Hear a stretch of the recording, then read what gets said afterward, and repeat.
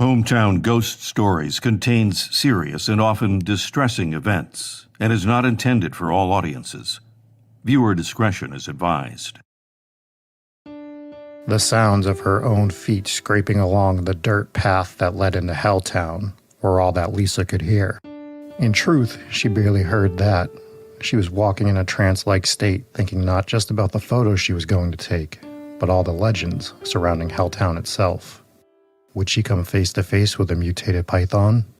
Or would she be snatched by the mysterious cult that supposedly inhabits the area?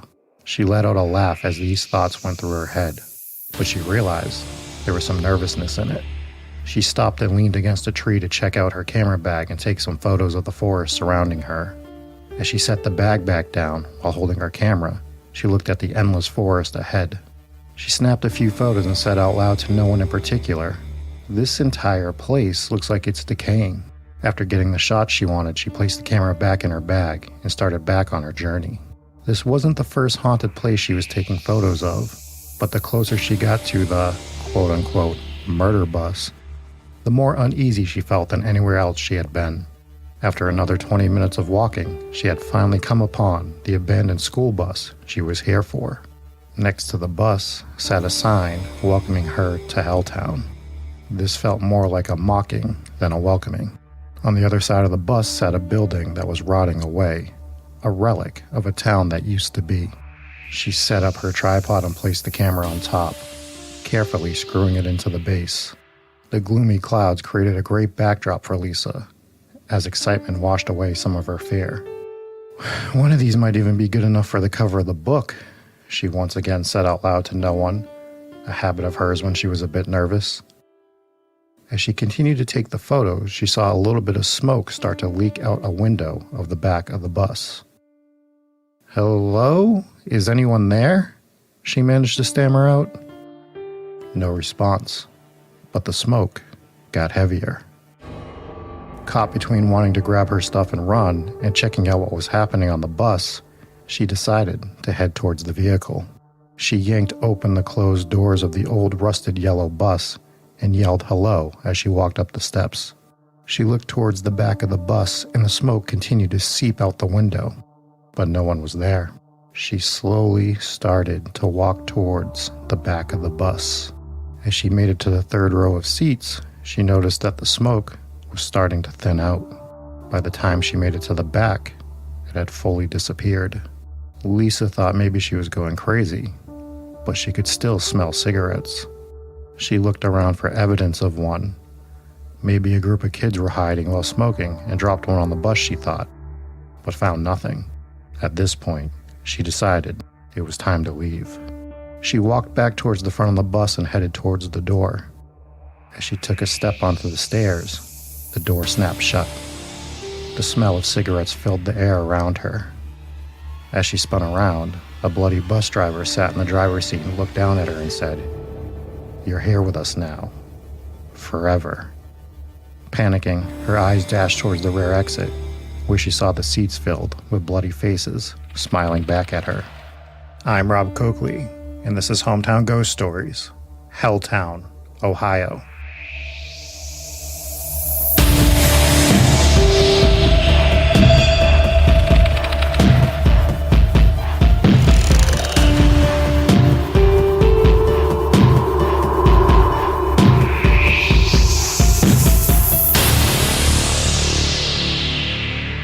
Helltown, Ohio started as a Native American village located around the Cuyahoga Valley.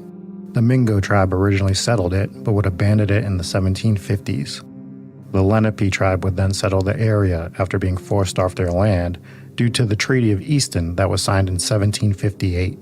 They originally called it Cleartown, but after a possible misunderstanding with German dialect, the Lenape thought the German word for clear meant hell, and quickly started calling the place Helltown, and it would earn its reputation. The tribe would battle with British soldiers repeatedly in the area during the American Revolution. These battles would continue with the American soldiers as well. There was a war trail right on the outskirts of the town that multiple tribes would use to ambush unsuspecting soldiers. This would all culminate in the Gnadenhutten massacre in 1782. On March 8th, American militia would gather up a group of Moravian Christian Indians which were primarily composed of Native Americans from the Lenape and Mohegan tribes. This group was pacifist, who did not take sides or fight in the American Revolution. After gathering them, the Christian tribe was accused of being spies for the English, a charge they strongly refuted. That evening, under the leadership of David Williamson, a vote was taken on whether or not to kill the entire tribe. 18 men stood in defiance of killing them, but they were outvoted. The tribe would brutally be murdered shortly after. Instead of fighting back, they begged and pleaded for their lives to no avail. The women were dragged to the forest for the soldiers to have their way with before murdering them. In the end, 96 members of the tribe, consisting of men, women, and children, lay dead. 90 years later, a shrine was erected to the falling tribe, which would include some of the bones of the victims buried there. Over a century after the incident, Teddy Roosevelt would say of the massacre that it was, quote, a stain on frontier character that the lapse of time cannot wash away, end quote. And on top of all of this, the farmers that moved to the area would plow over the old Native American burial grounds and use the land. The bloodshed would stop in the area, but the sightings of spirits would begin. Since colonial times, those that have walked the paths of the old villages and forest have reported multiple different types of paranormal activity. Many have said that they feel the presence of someone watching them and sometimes brushing against them. Others have seen shadows in the form of people moving throughout the pathways, but never come across anyone. The most chilling reports might be those of screams and apparent cries for help ringing out in the distance, leaving many to believe these are the sounds of those that perished in the many battles and massacres that happened long ago. Other than the hauntings, the area would become peaceful for a period of time. That is until the mid-1970s. Gerald Ford signed an act to expand upon the national parks of the country, as it was believed that the states were losing some of their natural beauty. The unfortunate byproduct of this act was that small communities near large beautiful areas would become victim of eminent domain, and people would be forced to sell their homes to the government for a modest price. Many of the people gave in and sold. Others tried to fight to keep their homes. When this happened, the United States would send in law enforcement to move these people off the land. At this time, one of the most infamous scenes of the area was a house with, quote, now we know how the Indians felt, end quote, spray painted on their house. The man responsible for this aggressive acquisition of the land was William Birdsell. He was tasked to create the park and stopped at no cost and would be considered an enemy to the people of the area. After forcing the people to sell their homes for next to nothing, then demolishing their houses or setting them ablaze, the courts would get involved. It was determined that a majority of the houses were purchased illegally by the government. Most of the old owners were offered to buy back their homes, except nothing remained. William Birdsell, disgraced, would be transferred out of the area, but he would never get a chance to leave. As he was packing his office to move on to the next job, he had a heart attack and died. Now he is buried forever in the land that many believe he did more harm to than good. And this is where the urban legends of the area really begin to take off. Another portion of the land that the government took over was the Krejci dump. Once they began to clean it up in 1985, many of the people working there began to get sick and have rashes covering their bodies. It is believed that the dump was actually dumping illegal materials and was the possible reason for mutations of local animals. The peninsula python is believed to be among these animals. Dating back, sightings of an abnormally large snake have taken place in the area. When it appears, most run the other way. The shocking thing with this snake, though, is the sightings go all the way back to the 1940s, which we'll cover more in depth in the discussion portion of the show. There are also those that believe a Wendigo is responsible for the death of a teenage girl in the area. However, this can be discredited as it was just a scene in a fake documentary on TV. The Lady of Sorrows Church sits ominously with its upside-down crosses that harken back to an ancient Gothic design for churches. Over the years, many believe that a dark cult has operated out of this church. Tales of mutilated animals, abductions of people, and even murders have been attributed to the cult. Another church in the area has the tale of a candle that can be seen from the basement window at night. While looking in through the frame, the shadow of a person can be seen. But as soon as he spots you, he disappears. The local cemetery has a few tales of ghostly presences of its own. There are sightings of a man sitting on a bench, staring blankly towards the sky. He doesn't answer questions, and once people turn away for a moment, he's gone by the time they look back. It is also rumored that the trees in the graveyard move from place to place on occasion. The highway to hell is a road that has many urban legends surrounding it.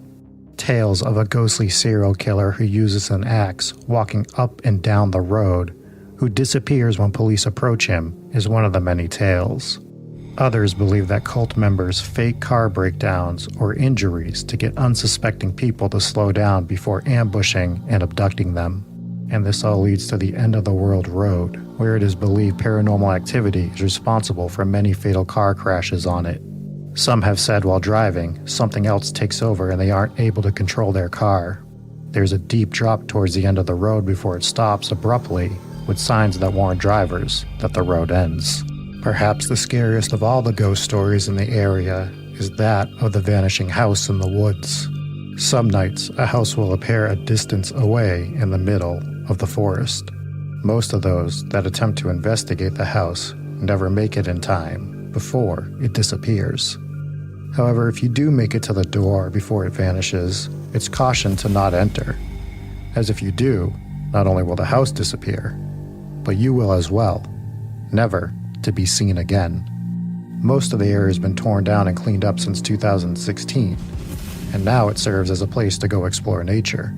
The question remains though, should you be careful of some of the urban legends and ghostly sightings that remain as you venture through Helltown?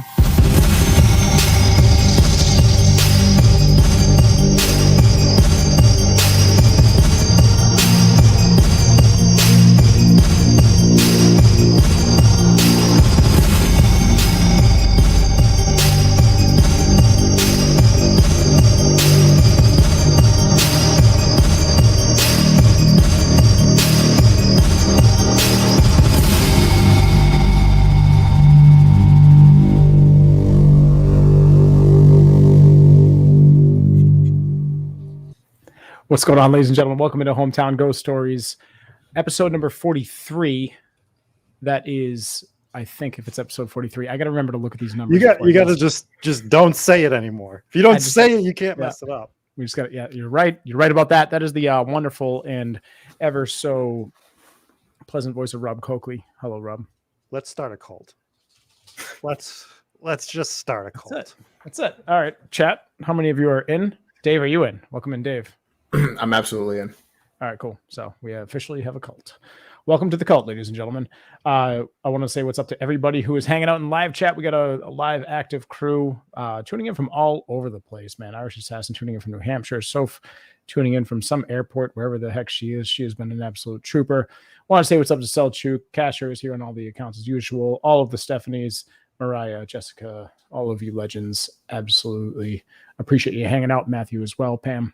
Damn. It's a good time. It's a good time. If you folks want to be involved in the live chat and bring up pirates when pirates have nothing to do with the episode, things like that, then you could tune in as well, 9 p.m. Eastern Standard Time every Tuesday night. YouTube, Facebook, Twitch. Selchuk's wife as well. How are you? It is good to see all of you. And Jessica, if I didn't just say hi, Jessica, but I think I did. So, Helltown, Ohio. Lot of stories with this place, man. This place is like the epicenter of legendary tales. Yes. Before we jump into it, what I would like the chat to do, and anyone that's listening on audio, tweet to us, email us, what should we name our cult? So let's see some of those answers. But yeah, Helltown, Ohio is very different than anything we've covered so far in terms of it is a lot of legend. Like there is a lot of legend with not a lot of backstory to go to it that you can actually look up. And I kind of like it because I think that we need to make sure that as a show called Hometown Ghost Stories, that we are absolutely covering every ghost story. It doesn't just have to have like, I don't want to say legitimate, but like when I say legitimate, I mean source, newspaper, history to back it up, because ghost stories can just inhabit the area as a whole. right? Like Yeah. they are part of the culture of the area. Right. And you're not really going to find documented history about ghosts, like nothing, nothing legitimate, because there's a stigma attached to it. People don't want to talk about it. People definitely don't want to write about it. We've talked about it before. Scientists aren't going to study it really. So you're not going to, like, when you're talking about ghost stories, you're not going to find anything like legitimate. Mhm. So that's where. Well, where I we mean come more in. so like the murder and stuff, like all those things that you can like look up and see what actually happened here and all that other stuff. Most of this is purely legend. The two stories that have the most history are obviously the terrible things that happened with the Native Americans, and the damn Peninsula Python. I have an article pulled up right now from 1945 talking about the Peninsula Python, and we'll get into that in a little bit. But that's your main stories. Like you have all this cult activity, but you don't have any like evidence of it, which is kind of something that happened in the Bridgewater Triangle as well, that we'll get into at some point. And then there's just all these other crazy stories. The vanishing house. On the python real quick. Mm-hmm. And this might be a dumb question. Are pythons indigenous to Ohio? Like, is it even possible? Maybe it escaped from a zoo, but like, I have to assume that the going belief is that it escaped from a traveling circus. Yes. And it grew because of a chemical spill, which there actually is history tied to a chemical spill as well. So the biggest legend with this place that can easily be debunked is that it's a ghost town where everyone picked up and they don't know why. You hear that? Like I heard that on multiple podcasts. I'm like, I know you know why. I know that you researched this and you knew that the government eminent domain forced these people to get up and move. Right. It's very easy to find that fact. So it is not a ghost town for no reason. We all know why they left, because they had to. And they burnt down their houses and bulldozed most of them. There's still a few standing, but for the most part, we all know why. Yeah, there's barely any left. It is pretty weird that the government decided to pick a town that already existed and then buy that back and evacuate everyone. Like what Gerald Ford was doing was he wanted to conserve more land for conservation, which is fine, to make national parks, which is fine. You can do that, but you don't have to burn down a village. Like just pick somewhere else. You know what I mean? So it's weird that they stepped in and were like, yeah, this area. We're gonna force everyone out. We're gonna level it, and we're gonna have a national park. That's pretty weird to me. To the point where it almost makes sense that maybe they were trying to cover up some sort of a chemical spill, and that's why they wanted to evacuate everyone there. Right. Well, this wasn't the first place that did it. So he was in an effort to stop the widespreading. They felt like they were just moving too quickly and taking over too much land, taking down too many forests, and the country was expanding too quickly.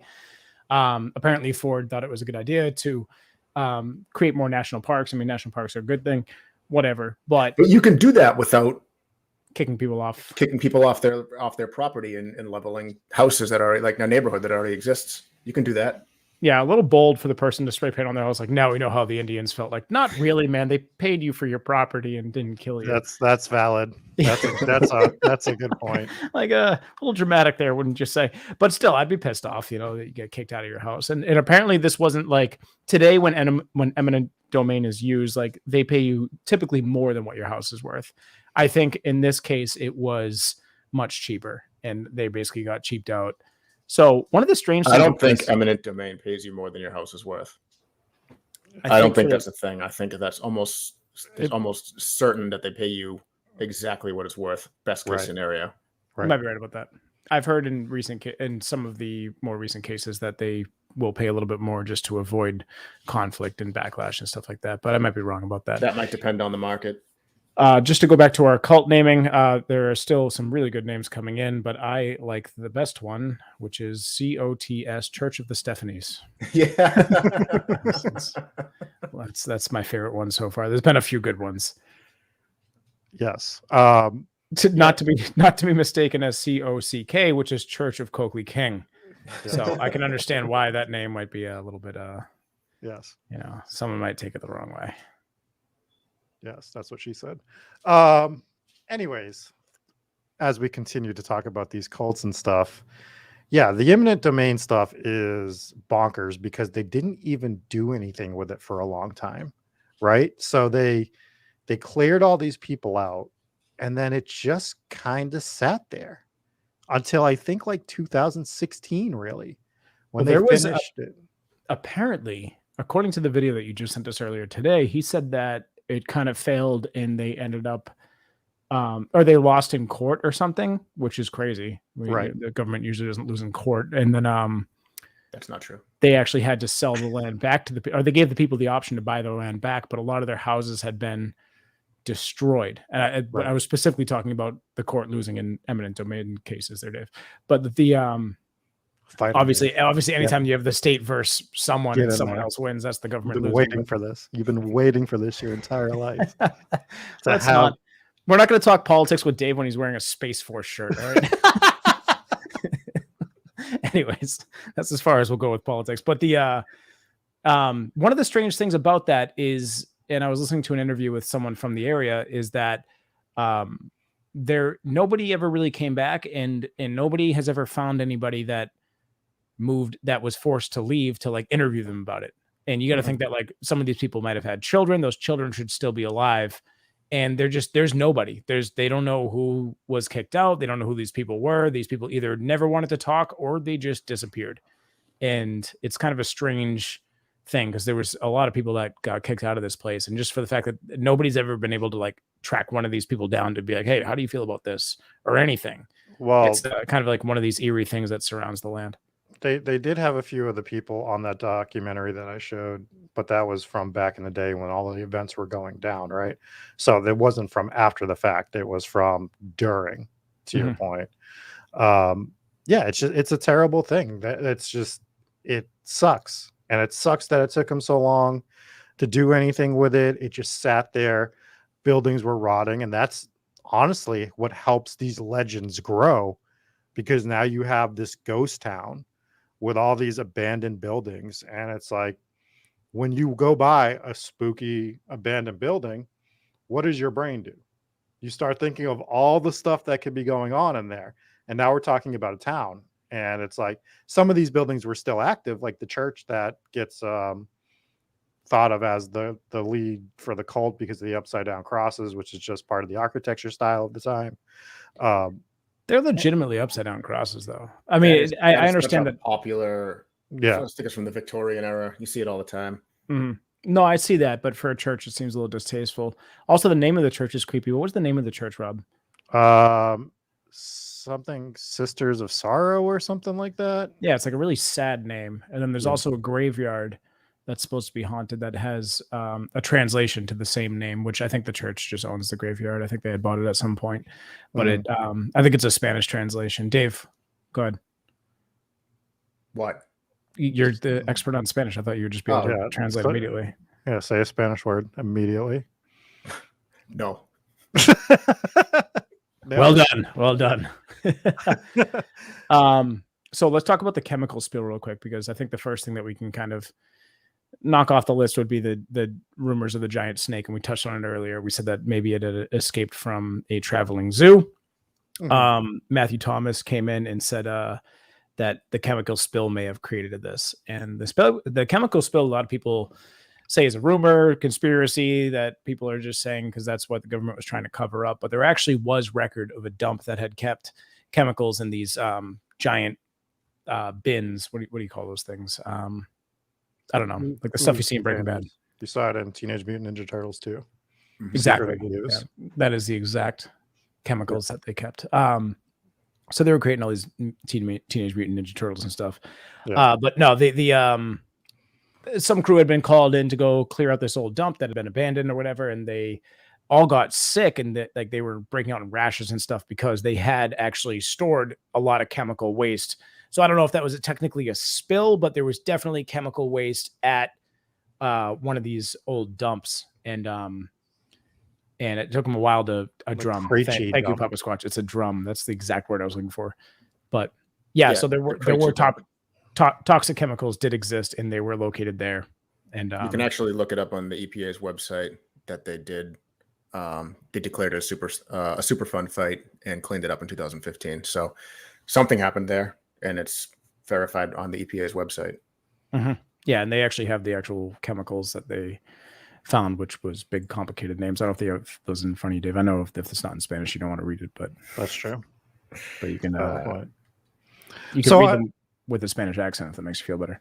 Just sticking with these two stories. Lead, biphenyl, PCBs, phenol. I mean, this is not interesting. So those weren't the big words I was looking for. Oh, I don't like that at all. Didn't like lead. that at all.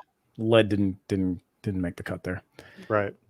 So sticking with this, so this is like how these rumors start, right? And stories get like mixed together and everything. We talk about the peninsula python, which is supposedly this gigantic python in the area, and it was on the Cuyahoga River area, which is around here. And you can go and you guys have heard of the Atlantic, right? The ocean. Yes, the ocean. I have heard of it. Pirates are there. Yeah, there it is. I'm talking about like it's either like a newspaper or a magazine or something like that. Yeah. There is an article from 1945 that outlines the entire hysteria that this area went through with this giant snake that people were seeing and reporting. There was two camps of people. One group was trying to hunt it down. The others thought they were causing more of a nonsense. You can go read this whole thing, look up Peninsula Python, the Atlantic, and you can see this entire story. But like you said, they think that it escaped from a traveling circus, probably, and that's the reasoning that it was in the area. And it was maybe the snake got into the chemicals and turned into a mutant snake, and then the circus escaped from it. I like your thinking. I like that better. You've been why the circus left 3 days?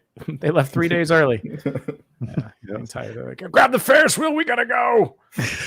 So that, I mean, and now you have like something that happened like 30, 40 years before. It gets tied into the dump. It becomes this mega story that this snake is now this mutant snake. It's been there for 40 or 50 years, and they just, it probably couldn't survive the climate.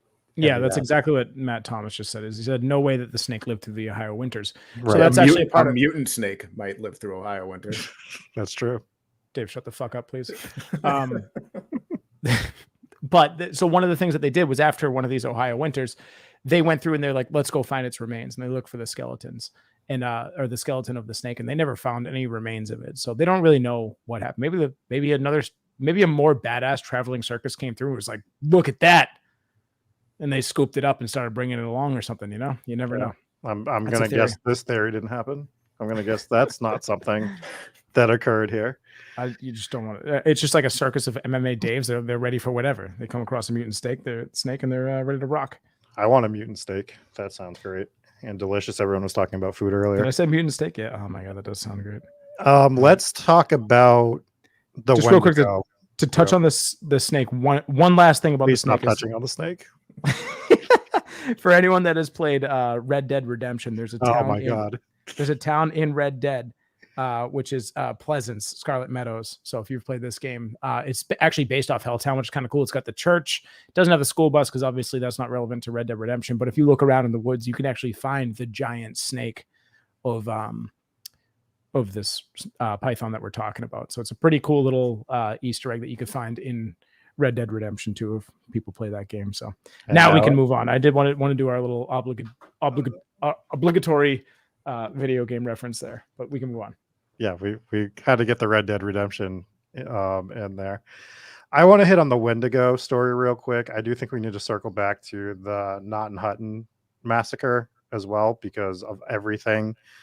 To me, that is the actual like main story of this place. Like that could legitimately be causing a haunting. But this Wendigo story is the dumbest shit I've ever seen in my life. I don't know if you guys have looked into this at all. No, I mean, they made like, is this the same documentary where they just like called it Helltown, Ohio, and just made up a bunch of legends that they didn't have to make up? Yes, exactly. Like, why? This town is full of really good legends. Just make a show based off the really good ones. Yeah, just cover the real stuff, right? And they just do this whole Wendigo thing, and they try to create this new legend, and it's just like, why are we doing this? There's enough material here. Do the snake. The snake ate the girl, right? Like, just do the giant snake ate the girl. But no, they gotta do the Wendigo thing. And I find the Wendigo stuff real interesting.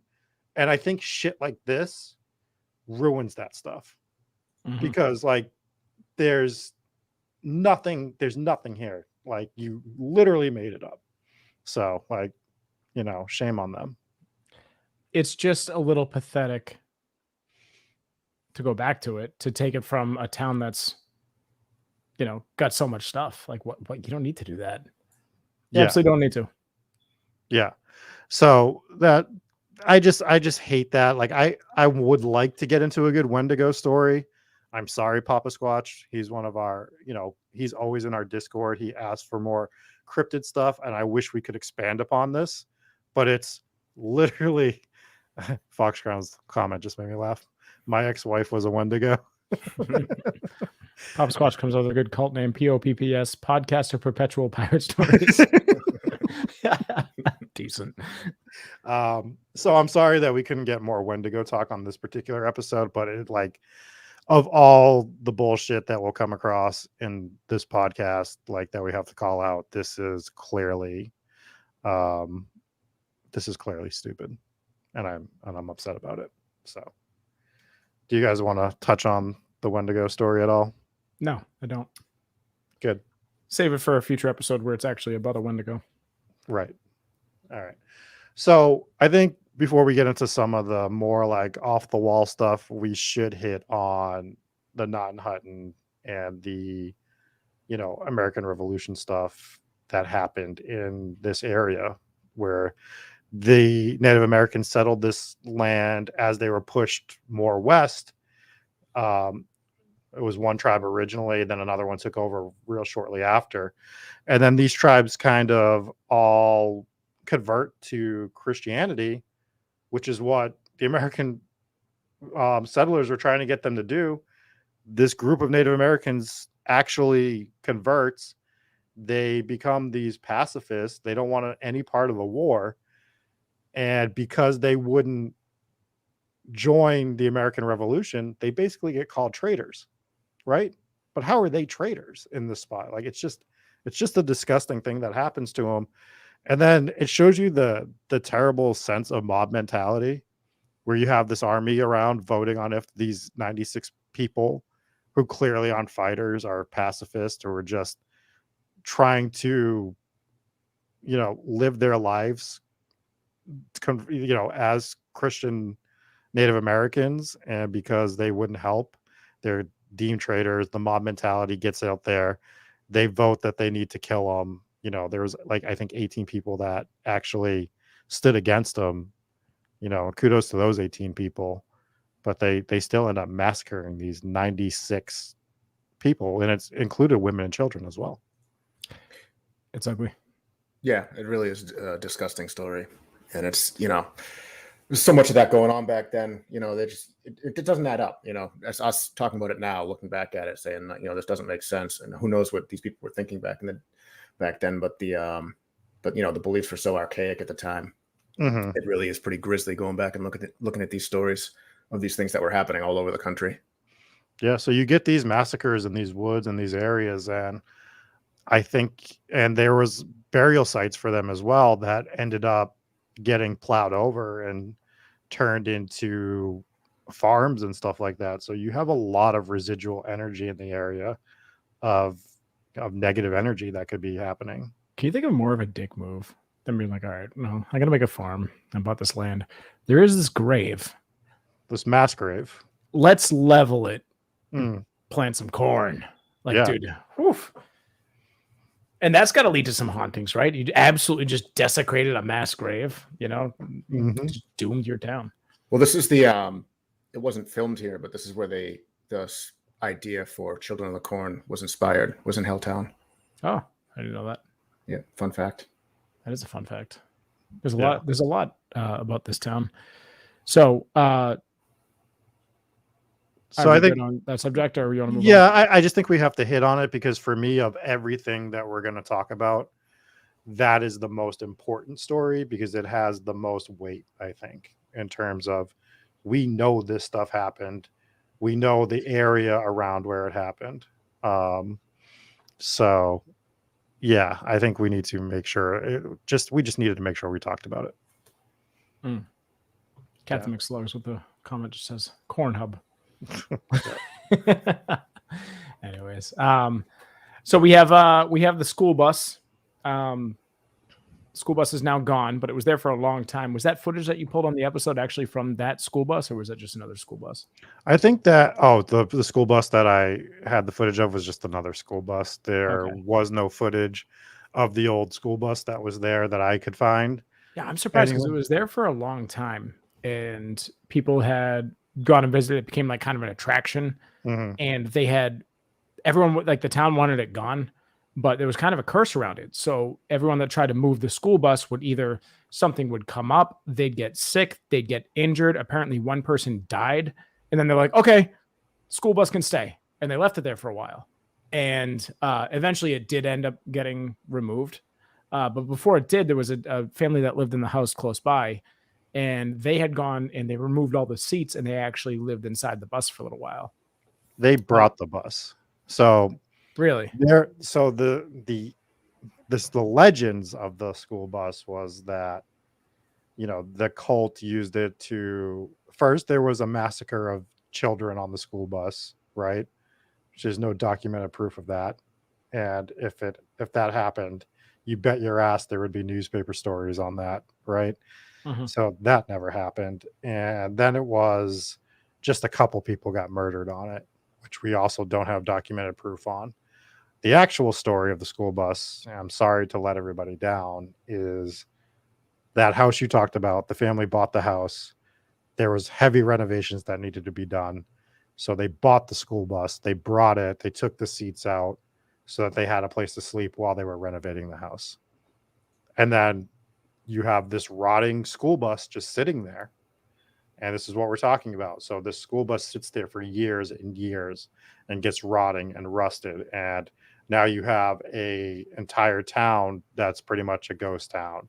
And what's the centerpiece of that ghost town? This haunted school bus that you see. So now all the stories are going to be made up of that school bus, right? Where people are going to be like, well, I'm pretty sure somebody was murdered on that. And I saw a ghost on that. And unfortunately, fun stories, but there is no evidence of there being anything paranormal tied to it. And we'll never know because it's gone. So we can't. There's no history tied to it, but people definitely had their ghost stories. And this is a town that's just full of legends. So it's hard to decipher what's real, what's not. But you're absolutely right, is we would be able to find some sort of history tied to, especially if the school bus pulled over and some psychopath was sitting there smoking a cigarette and just went on and murdered all the kids. That would be one of the top crazy murders of all time in United States history. Of course, we'd be able to find something about it. But there were hauntings reported. People would visit the bus. They would look inside. They would say that they saw children sitting on the bus with expressionless faces. And then they would also say that even when the seats were removed, they would go in there and the kids would basically be sitting on ghost seats or seats that aren't there anymore. They'd be sitting as if they were still sitting on seats, and they would smell the smell of cigarettes. Sometimes they would see a ghost bus driver. But it seems like all of this was born from a story that wasn't real anyways, so people are going to see what they want to see. But again, the hauntings, people, you don't want to discount everyone's account of seeing a ghost. Maybe they did see ghosts on this bus for some reason. But well, I mean, maybe they just made up the story to go with it, and it was the father, right? So maybe it was the father that used to sit in the driver's seat because they lived on that bus and he smoked in the driver's seat. This is years and years and years ago. So, but people say, I go to Jesse and I say, oh my God, I was on the school bus and there was somebody sitting on there and he was smoking a cigarette and he disappeared. Jesse goes to Dave and goes, you'll never believe this. Rob said he went on the school bus and there was this murderer that was sitting in the chair that smoked a cigarette, and there were some kids in the back or something. And, like it just it's the telephone theory. It's where the person who's telling the story feels obligated to make the story better. Because you start telling it, you're like, oh shit, what if I overhype this story? What if it's not good enough? Maybe I add a couple extra ghosts. Right. But I don't know how you I don't know how you get the seats full of ghost children if the seats were removed from the bus. Right, they were sitting on ghost seats. Either way, it sounds like a story that was born from kids riding the bus, and one of their bus stops went by that broken down bus. They're like, oh, that's the bus that all the kids got murdered on. It just sounds like that's where the story was born, and then kids grew up with that story and they kept telling it over and over again. If you tell the story enough times, it almost sounds like it's true. So I think that's probably the bus theory. Remember at Camp Daniel Webster, Jesse, when we were younger, they had this chlorine pit, right? That was basically like a runoff from the big pool that they had. And it was scary and it smelled funny. And somebody threw a pair of shorts in there one day, and then all the rumors started that somebody fell into the chlorine pit and melted. Yeah, these stories are always born. I'll never forget it. Like when we were kids, we would drive by this one house, and it was actually a completely normal looking house. But someone's like, "Oh, you see those trash bags? They found dead bodies in those trash bags yesterday." And now it's like to this day, because my parents live close to that, or our parents live close to that house. When I drive over there, I still drive by that house. I'm like, oh yeah, that's the house with the bodies and the trash bags. It's like, that's what I'm saying. This is probably where the story was born. It's just, you never forget these kinds of things. Obviously, a complete bullshit story, but it is what it is. I think we move on to the next one. Yeah. So what else is left? There's so many, and I'm trying to think. Do we want to get into the witch? Let's get into the church first, because we talked about it briefly. It was just a part of the structure at the time, upside down crosses. Now, this is one of those stories that I don't think we can completely discredit. Nope. Is satanic activity. Now, do I think it's happening at the church? I doubt it. Is the church still active? I believe it is. As far as I know, it's still active. Then I would say it's probably not happening at the church. But do I think that's what they want you to think, Jesse? This real church is a front for this satanic cult. I have one question. What? Can I not go on my rant? Do they have Freemason meetings and operations going on there? You don't know that they don't. Well, I'm just saying if they do. Just asking if they do. If they do, then 100% they worship the devil, right? Take us back to the Houghton Mansion episode. Allegedly. So whenever you have a town that has the nickname Helltown, and you have all these legends and all this haunted lore and these abandoned buildings. The abandoned buildings is key as well. It could attract Satanists and people that are like that. And I do think that not only is it possible, but I think it's probable that some of these cults may be going there to do their things for two reasons. Number one, because of the lore surrounding the area. And number two, because you get a bunch of abandoned buildings. That's where they want to do it. And number three is, according to eyewitness testimony from people that have been there, and I don't know if these buildings still stand or if they're still in this condition today, but I listened to an interview with a bunch of teenagers that went to Helltown when they were kids. They were just looking to spook each other and act tough in front of the girls and stuff like that. They went to these buildings, and all these buildings, they had, pentagrams on the floor, 666, stuff that you'd expect to see when you walk into a graffitied building. But the one defining feature of all these buildings that they went into was that all of the furniture had been pushed up against the walls, creating a big empty space in the middle, which would create room for someone to do some sort of a seance or things like that. And they had a bunch of haunted recollections from these buildings as well. But it does sound like this is the most probable of all the legends that are surrounding these things, is that there probably is some satanic stuff going on there, some cultist activity as well. Yeah, I mean, of all the ones, we're going to leave this comment on screen that says "Great show, Rob," because clearly I am the only one that should get credit here for our amazing shows. Anyways, yes. Anyways, the cult it could be legitimate. It's tough to discredit the cult. We're going to have this problem when we cover Bridgewater Triangle, because there's a lot of cult activity that happens in the Bridgewater Triangle as well. And we can't really prove some of it. There is a little more evidence as well. True, but we'll cross that bridge when we get to it. Right. Yeah, I don't think you can prove it, but I also don't think you can disprove it. That's kind of my thing on it. Go ahead, Dave. Right. Now I was just going to say, like, you probably not it's probably not a well-established cult. Like the really well-established ones in history typically have these cults have a ton of money, and they don't need to just move into an abandoned neighborhood. They can buy their own neighborhood, like Jonestown. So if there is a cult, it's probably like a little smaller one, or most likely, in my opinion, probably just a group of teenagers, spray painting satanic stuff, because that's what they do. Yeah, that's what they do. Also valid. Yeah, I think I think that the cult thing is fine. I just know that I don't think there's any way to disprove it. There's a way to disprove the school bus thing. You can disprove the upside down cross thing because it's part of the architecture. You can't disprove whether or not Satanists and cults are showing up and doing their thing. Right. Do we want to get into the witch? I do. Yeah. Because that's a cool story. It's a cool story. Do you want to tell? Like, I've taken up a lot of the airtime here. Do you want I tell the story, Dave? Or let me see. If I mean, you don't have to say the whole thing, but you can just run. So basically, the story is that back in Helltown, a very long time ago, and remind me of the guy's name. It was Big. Was it Big something? It was Big Sam, which Big is very Sam. important. Big Sam. So this basically, this reads like a parable, in my opinion. So It does. It is definitely. yeah. So Big Sam, he's like a big shot in town. Everyone kind of stays out of his way, respects him. Is kind of like the authority. And there's a woman in town who is referred to as the witch. So what happens is she has a bunch of property. Rob, I'm gonna have you jump in because I think all right, I'll tell the story. So basically, there's this witch in the town. She wears her black robe. She has her straw hat, and she's not considered evil or anything by the town. They don't really see her at night, but they would go to her for potions and stuff to help them out. Not considered evil, nothing like that. Now, there was this man named Big Sam who came up with a scheme. He was a very greedy man. He was a farmer. He had a lot of land, but he wanted more. And he wanted more and more and more land. So his idea was all of these people went to this witch for items to help them with stuff. So she knew a lot of their secrets, right? Because it's like when you go to the doctor, you tell the doctor things that you don't want other people to know. So you go and you talk to this witch, you tell her what's wrong with you, what your ailments are, what you need help with, love potions, whatever. So he goes to her and he starts tricking her into telling him about things that he can blackmail the other residents of the town about, right?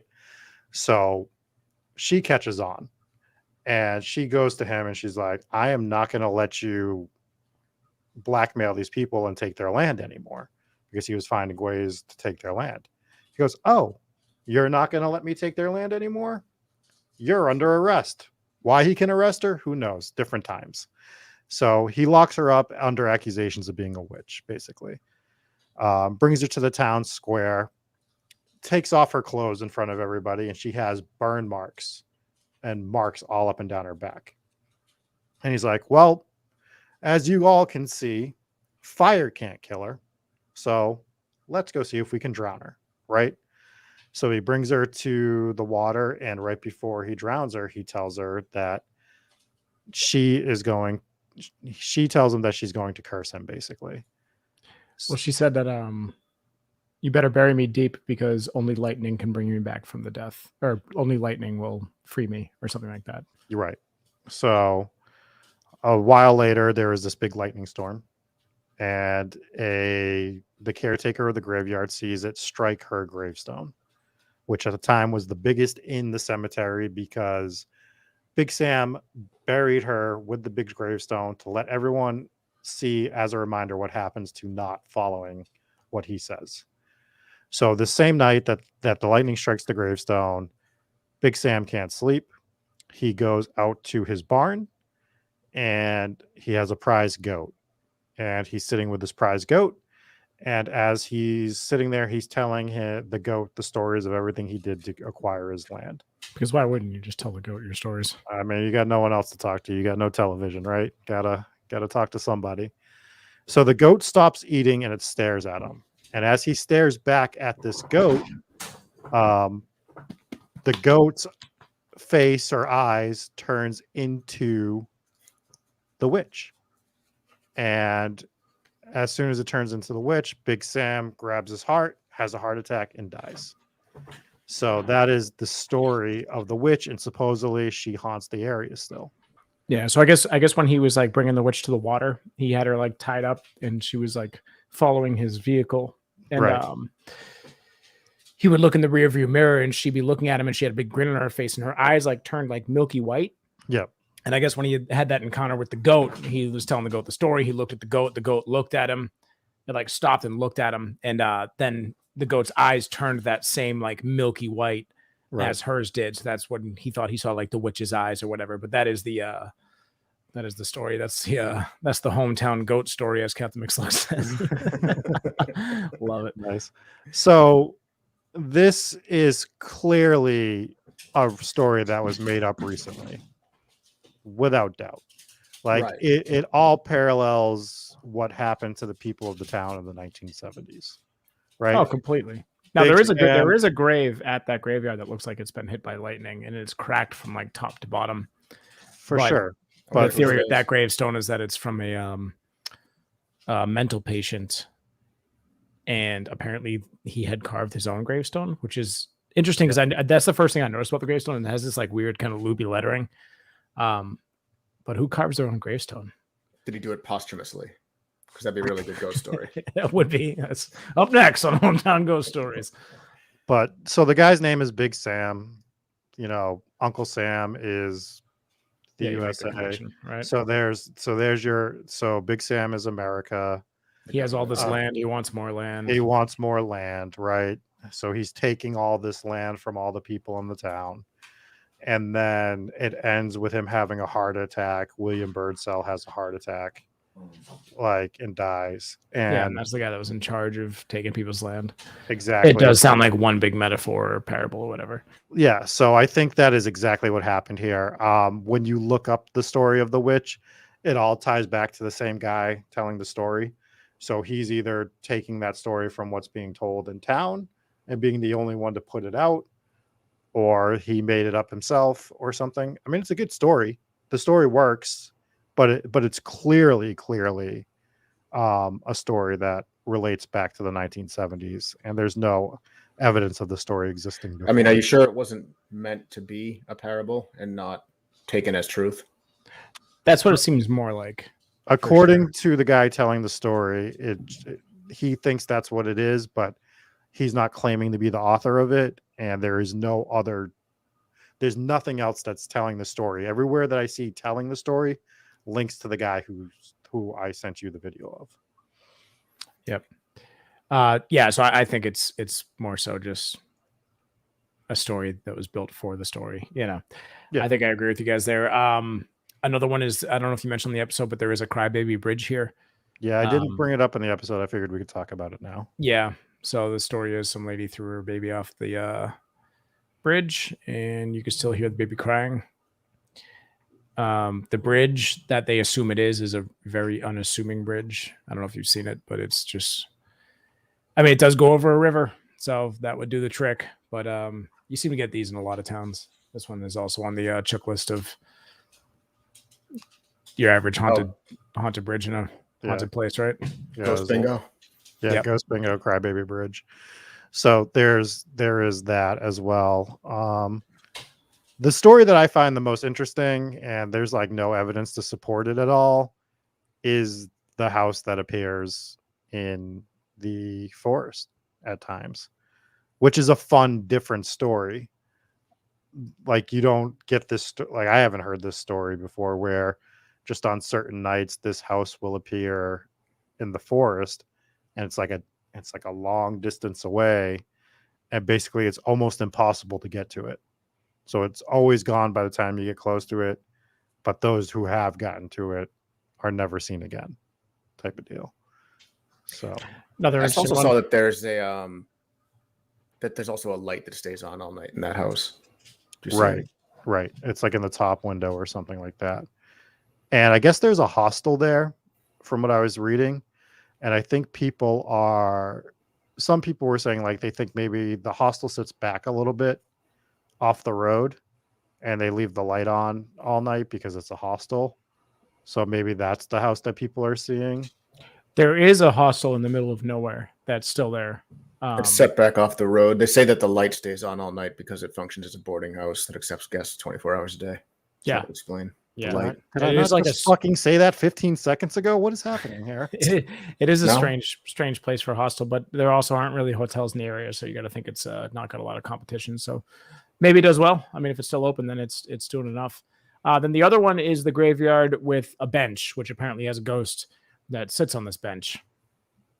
The kicker with this story is people that have been to this graveyard say there is not a bench. No bench. No bench. No bench. Well, like the school bus full of kids in the seat, maybe bench. the bench is part of the apparition. There you go. There you go. But the other thing about this one is kind of like a Lord of the Rings Ents kind of tree situation where I guess the trees kind of just walk around.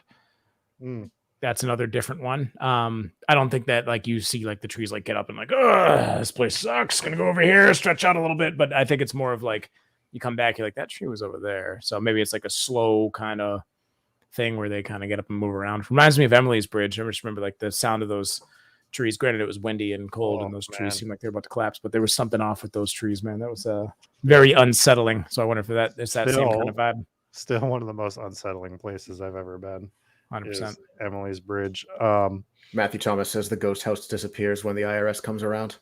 Yes.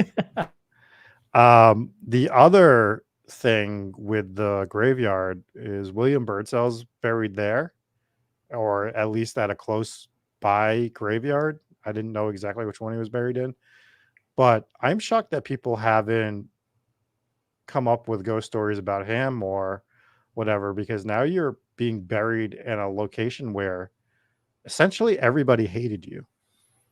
Nobody Yeah, but they got up and they left, so I don't know how many of those people really died there. So they probably died somewhere else. Again, we don't make the rules, but I agree that there's a lot of animosity. Yeah, he was not liked there. It doesn't matter that those people left. That area did not like him. Right. Like, so you have a lot of negative energy towards you in that area, no matter what.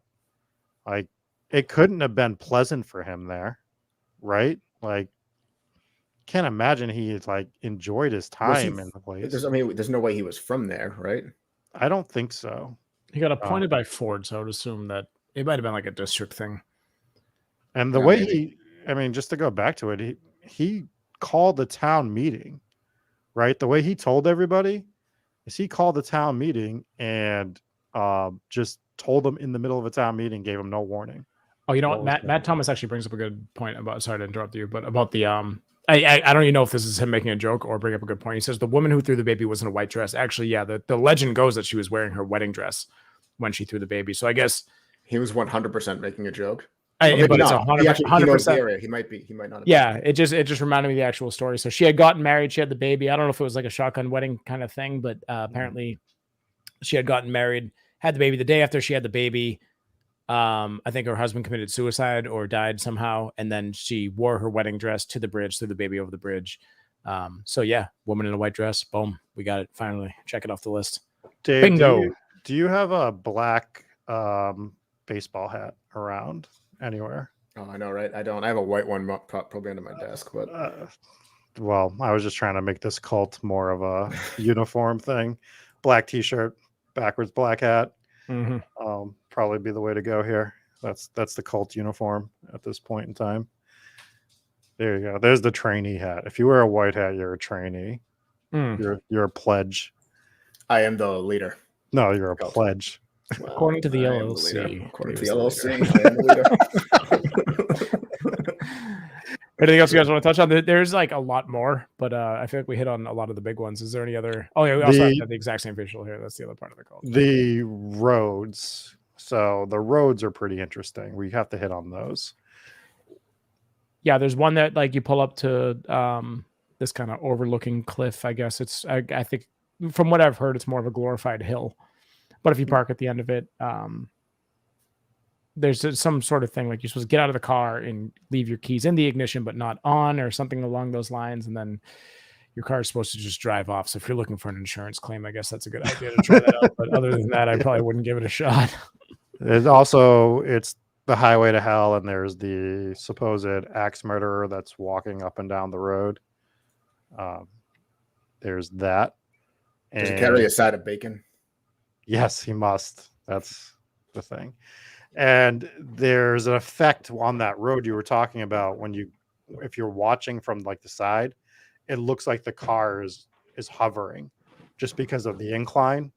Really? So it's like it's a science thing, but it looks like the car is actually floating as you take a turn. I ain't no scientist, but that Yes. sounds interesting. Yeah. Did you mention the hearse? Oh, No, yeah, I there's didn't. There's a horse. Yeah, Bring up not a the horse, but a hearse. Go ahead, Dave. Yeah, so if you go past the road closed signs, you will find a house that a creepy man, sometimes it's a family, lives in.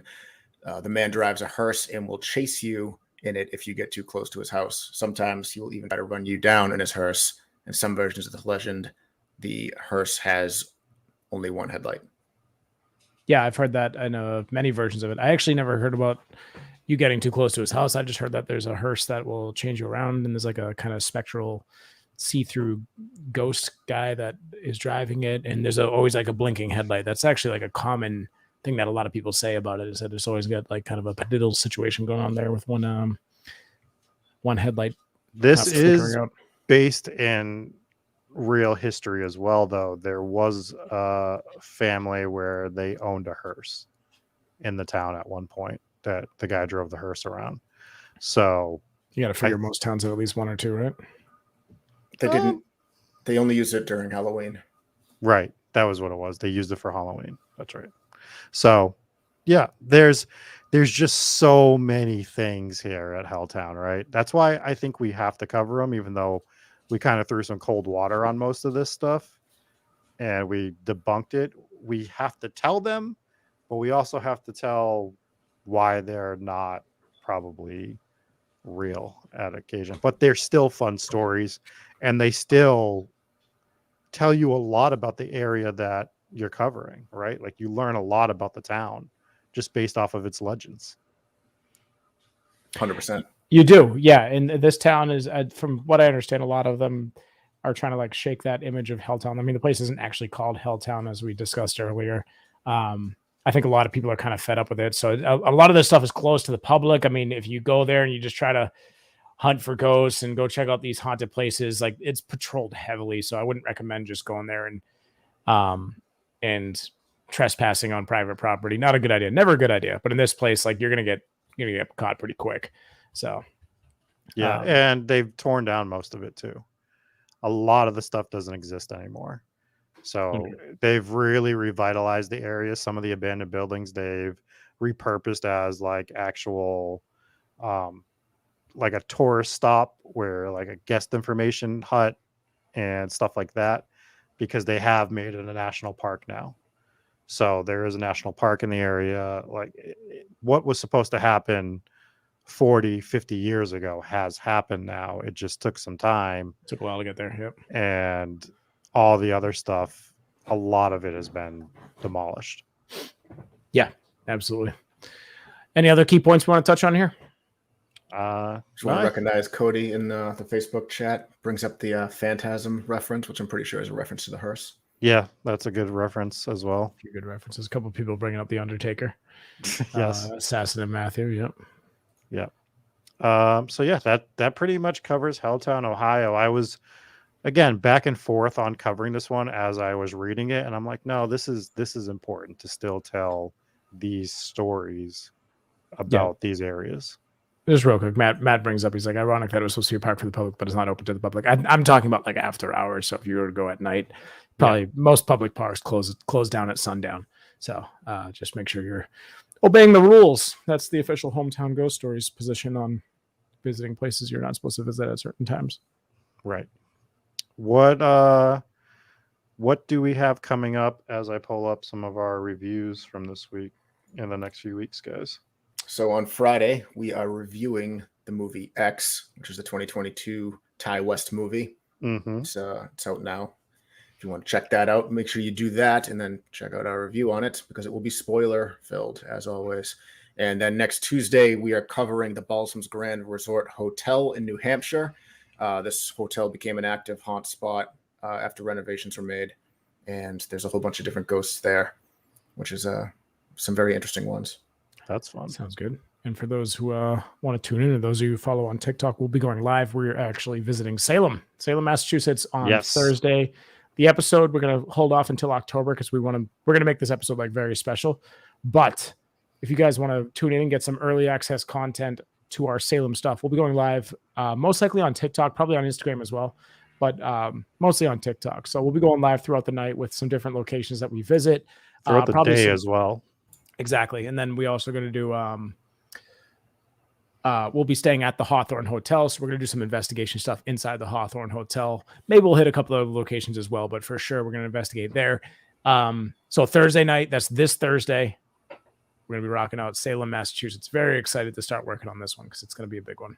If you're not following us on TikTok, you are missing some of my best work on the introductions of the episode. We go live 10 minutes before an episode on Tuesday nights just to remind people on TikTok, and I'm phenomenal at it. That's what all these folks need. They sit through the 45-minute countdown. Now they get an extra 2 minutes of countdown stuff, but it's going to be great.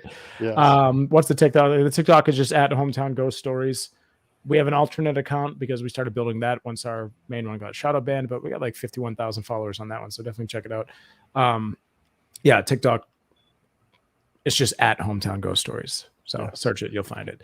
That's for sure. I want to thank our patrons while Rob's pulling that up. We have Sydney B, Mark M, Papa Squatch, Mike B, Brandon W, Sarah W, Soph Hooper, Mike V, Stephanie A, Seth Dave Sucks W, Captain McSlugs, Sarah Dave Loves Bacon R, and then our VIPs, we have Stephen V and Lisa J. Thank you guys so much for subbing on Patreon. You can get your name in the credits and get a cool special shout out just like this if you guys sub on Patreon for as little as $3 a month. Check it out. What do we got for reviews this week, Rob? And thanks to Stephanie B too, because Stephanie B and Sydney B are the same household. That's right. Yes. Derek left a review called Amazing. They have great chemistry, and you can see that they really care about the podcast. They don't get outlandish with their theories, and make it fun for both believers and skeptics. Keep up the good work. Yeah, I think this episode is clear evidence of that. Yes. Also, D. Carolina left a review that's titled Great Job. Said, I've tried listening to so many other podcasts, and being completely honest, not a lot of people can tell a story well. You guys have a great balance of scary, creepy, and fun. I really enjoy it, so thank you for a great job. You are welcome, and thank you for listening. Yes, and big news we're going to drop this week. Signed contract today. Big deal. We'll talk about it soon, but it's going to be something awesome. We're excited to bring to you guys some fancy new news. We're going to wait till everything gets established and launched, but the contract has been signed today, so we got some big stuff coming for you guys very soon. Very excited about it. It's been months in the works. Yes. Months in the works. Months. More months than we wanted to spend in the works, but it's there. We've made it. It's done. Yes, it is done. Complicated stuff. Yeah, but I really hope that people start following the TikTok if they're not, just to watch some of the live stuff on Thursday. It's going to be fun watching. If you can't get out to Salem, we're going to try to show some of the stuff that you might not be able to see and why it's one of our favorite places to visit, and we go every year. Absolutely. Yeah, I'm excited to bring it to you. So make sure you guys just give us a follow on TikTok, and we'll start showing you some of that stuff. We'll see how well established we are and how reckless it is. We got a lot of people going out there, so if it's not too crazy, maybe we'll try to do a little YouTube live stream or something like that. But we'll see. Just stay tuned on Thursday, and just we'll be tweeting out updates and posting on TikTok and stuff like that. So make sure you guys check us out. Anything else, gentlemen? Before we get out of here, I still want more cult names sent to us. So send us more cult names. We'll establish one. Maybe we'll make some merch out of it or something. Maybe we'll make some merch. Cots and Nope seem to be the top contenders at the moment. Church of the Stephanies is good. Yeah, what was the Nope one? That was normalize. Hang on, where is it? Normalization of paranormal extremists. Not bad. Okay. Not That's bad. a good one. All right, cool. Thoughts, but yep. All right, very good. So we will see you guys on Friday for movie reviews, and then Tuesday we'll be back with a brand new episode up in New Hampshire, and this Thursday, live from Salem, we're going to do some fun stuff. So check us out. Thank you guys for tuning in, and we'll see you next time. Peace.